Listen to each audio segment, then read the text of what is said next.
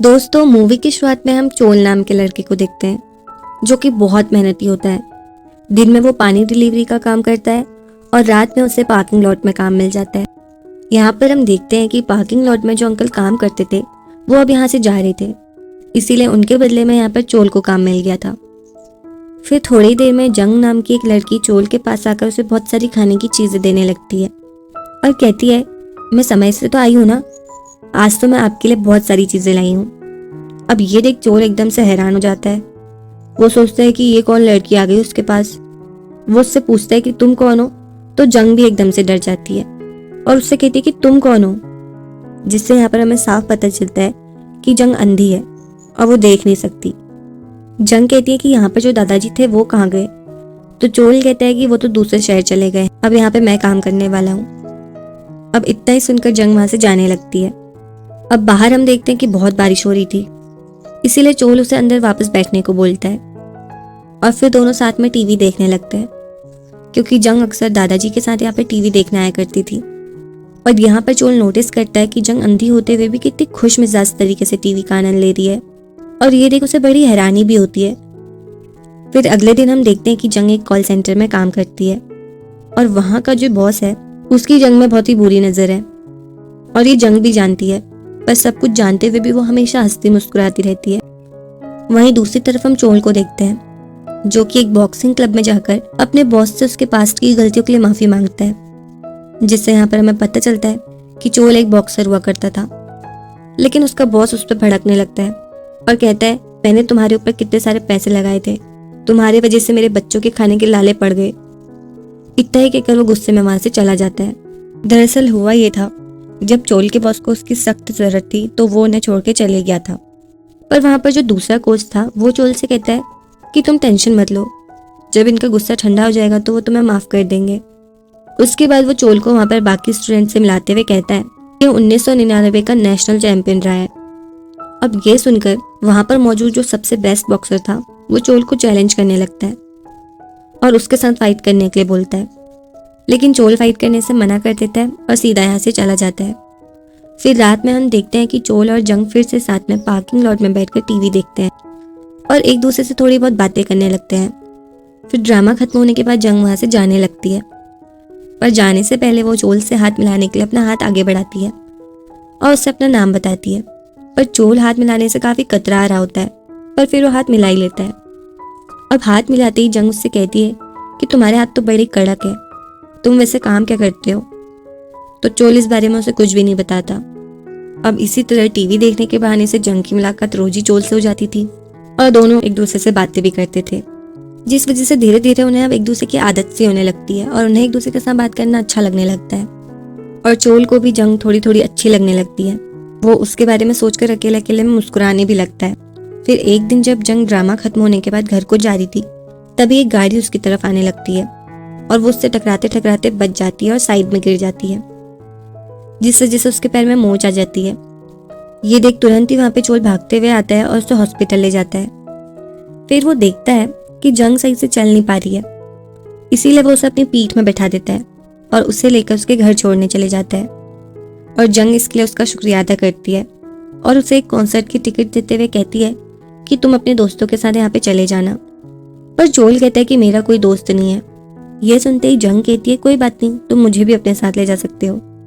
अब ये सुनते ही चोल के मन में तो लड्डू फूट जाते हैं और वो वहां से बड़ा ही खुश होते हुए फुदकते फुदकते घर चला जाता है। और वहीं हम जंग को भी देखते हैं कि वो भी अब काफी खुश थी। वैसे तो हमेशा ही खुश रहती थी, लेकिन अभी वो एकदम दिल से खुश थी, क्योंकि शायद उसे भी चोल अच्छा लगने लगा था। लेकिन यहाँ पर मैं बता दूं कि ये दोनों अभी एक दूसरे के बारे में कुछ जानते नहीं है। फिर अगले दिन हम देखते हैं कि जंग चोल के साथ जाने के लिए बड़ी ही सज धज के तैयार हो जाती है और चोल उसकी अजीब गरीब हेयर स्टाइल देख के हंसने लगता है। उसके बाद दोनों ही साथ में कॉन्सर्ट एंजॉय करते हैं, साथ में घूमते हैं फिरते हैं और फिर दोनों एक रेस्टोरेंट में खाना खाने चले जाते हैं। अब यहाँ पर जंग चोल को अपने बारे में बताती है और कहती है कि मैं अनाथ हूँ। साथ ही वो चोल से उसके बारे में पूछती है और कहती है कि रात में तो तुम पार्किंग लॉट में काम करते हो, दिन में तुम क्या करते हो? तो चोल कहता है कि मैं दिन में वाटर डिलीवरी का काम करता हूँ। फिर जंग उससे उसके बारे में और ज्यादा पूछने लगती है, तो चोल को बिल्कुल अच्छा नहीं लगता। वो कहता है कि तुम्हें इससे कोई मतलब नहीं होना चाहिए। ये सुन जंग को बड़ा ही बुरा लग जाता है और चोल भी समझ जाता है कि जंग को उसकी बातें बुरी लग गई हैं, इसीलिए वो बाद में उसके घर जाता है उससे माफ़ी मांगने के लिए। और फिर उसे बताता है कि मैं अभी 30 साल का हूँ और मैं एक बॉक्सर था।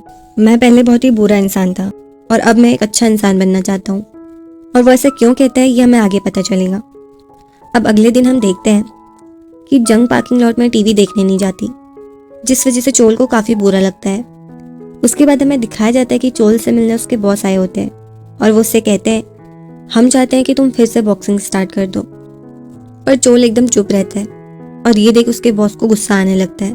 वो कहते हैं कि आखिर तुम चाहते क्या हो और तुम इतने सालों से गायब कहाँ थे। अब चोल यहाँ पे बताता है कि मैं कई सालों से जेल में था और बॉक्सिंग छोड़ देने के बाद से मैं कई लोगों को मारा पीटा करता था, उनसे पैसे लूटता था और यही मेरा काम बन गया था और इसीलिए मैं अब और फाइटिंग नहीं करना चाहता।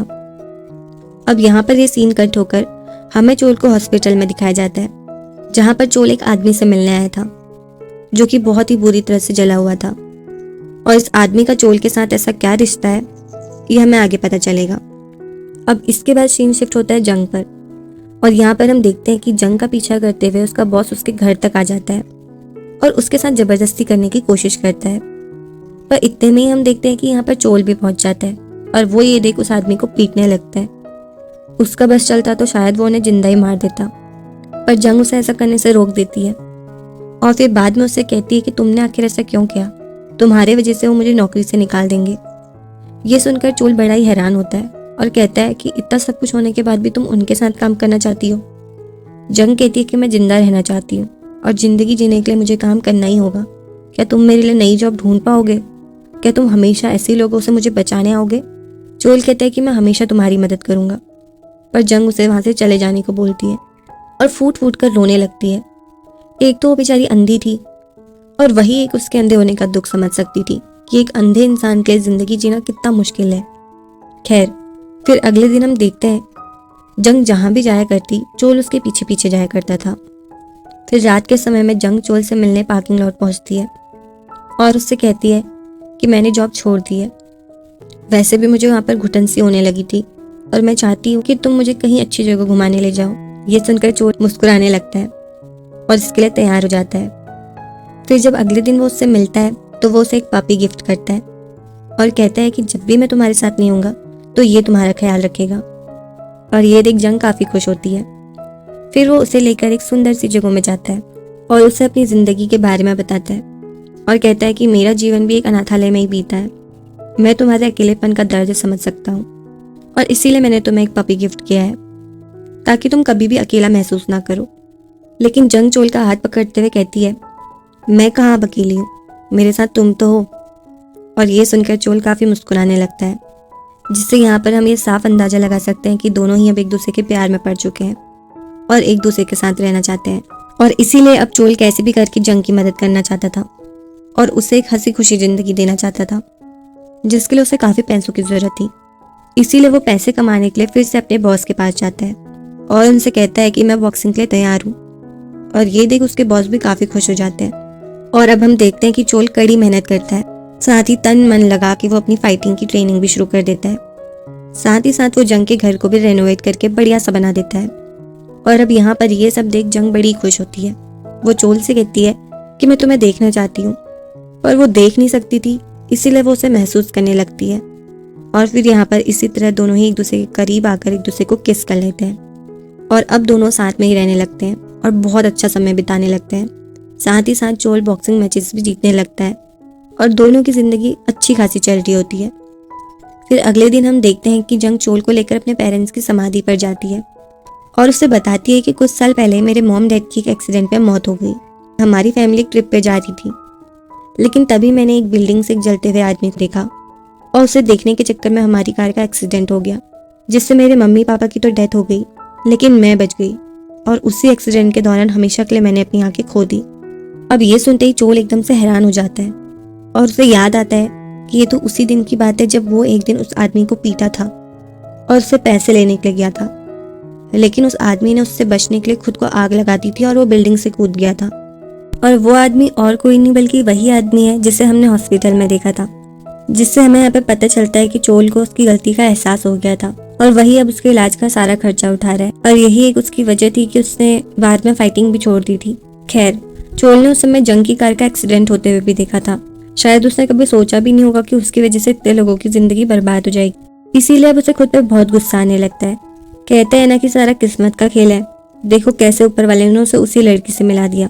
इसीलिए वो अब चाहकर भी खुद को माफ नहीं कर पाता और खुद को बहुत हर्ट करने लगता है। फिर अगले सीन में हम देखते हैं कि चोल जंग के डॉक्टर से मिलने जाता है और यहाँ पर डॉक्टर चोल से कहते हैं कि जंग की आंखों की रोशनी फिर से वापस आ सकती है, लेकिन इस पर $30,000 का खर्च आएगा। ये सुनने के बाद चोल डिसाइड कर लेता है कि वो जंग की आंखों की रोशनी को वापस लौटा के रहेगा। इसीलिए वो उस फाइटर से मिलने जाता है जिसने उसे पहले चैलेंज किया था। चोल जानता था कि यही है जो उसे तुरंत पैसों का इंतजाम करके दे सकता है। फिर चोल उससे कहता है कि जितना जल्दी हो सके मुझे $30,000 की जरूरत है। ये सुनने के बाद वो लड़का चोल को एक आदमी से मिलवाता है और वो आदमी चोल को बड़ी ही इजीली $30,000 देते हुए कहता है, तुम्हें एक आदमी से थाईलैंड में फाइट करनी है, लेकिन ये फाइट इलीगल है और अगर तुम वहाँ पे पुलिस से पकड़े गए तो इसमें हमारी कोई जवाबदारी नहीं होगी। लेकिन चोल कैसे भी करके बस जंग की मदद करना चाहता था, इसीलिए वो उस फाइट के लिए तैयार हो जाता है। और अब यहाँ पर हम देखते हैं कि वो अपने सारे डॉक्यूमेंट्स जला देता है और फिर पैसे लेकर जंग के डॉक्टर को दे देता है और जंग को हॉस्पिटल में एडमिट कर देता है। और वो अपनी इस इलीगल फाइट के बारे में बिल्कुल भी जंग को नहीं बताता। अब यहाँ पर जंग उससे कहती है कि मैं जल्दी ठीक होकर तुम्हें सबसे पहले देखना चाहती हूँ। साथ ही साथ वो उससे मजाक करती है कि अगर तुम मेरे सोच से भी बदसूरत निकले तो फिर मैं क्या करूँगी। और ये सुनकर चोल को बहुत हंसी आ जाती है। इसके बाद जंग डॉक्टर को ओटी में ले जाने लगते हैं और हमेशा की तरह जंग हंसते हुए अंदर को जाने लगती है और ये देख चोल काफी इमोशनल हो जाता है। अब इसके बाद हम देखते हैं कि चोल फाइट के लिए थाईलैंड की तरफ रवाना होने लगता है और अब उसे एक नया नाम और एक नया पासपोर्ट मिल जाता है। अब थाईलैंड पहुंचने के बाद उसकी फाइट शुरू हो जाती है जो कि काफी खतरनाक थी, लेकिन चोल इसमें जीत जाता है। लेकिन यहाँ पे एक प्रॉब्लम हो गई थी। चोल को फाइट जीतनी नहीं थी बल्कि हारनी थी, जिस वजह से वो आदमी जिसने चोल पे पैसे लगाए थे उसे बहुत गुस्सा आने लगता है और वो उस दूसरे फाइटर पर भड़कने लगता है। फिर हम देखते हैं कि चोल अब कोरिया वापस आ जाता है और जंग के डॉक्टर को कॉल कर पूछता है कि जंग अब कैसी है।